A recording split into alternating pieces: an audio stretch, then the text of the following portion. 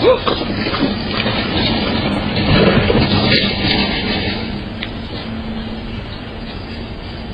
gonna make your smoothie. Perfect. I'm gonna park down here.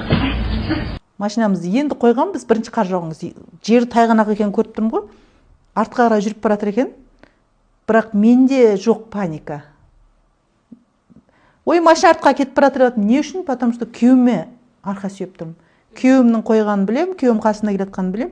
Мұхит қайтып қалдым да. Ой, мен машина жүріп баратыр деп, бірақ ішімде ешқандай паника болмады.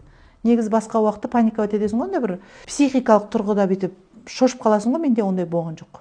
Осындай кезде әйелге психикалық шошыну болмау үшін еркекке сенімділік болу керек та ішінде.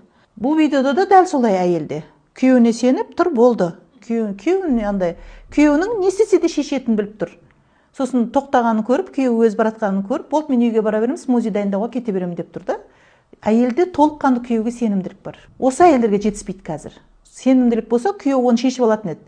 Бұл күйеуге сен, конечно, қазір айқайды басташы, дұрыстап қоймайсың еді, бақыласа, күйеу де нервничает еді, екеуі бір-біріне құр айқайды басады.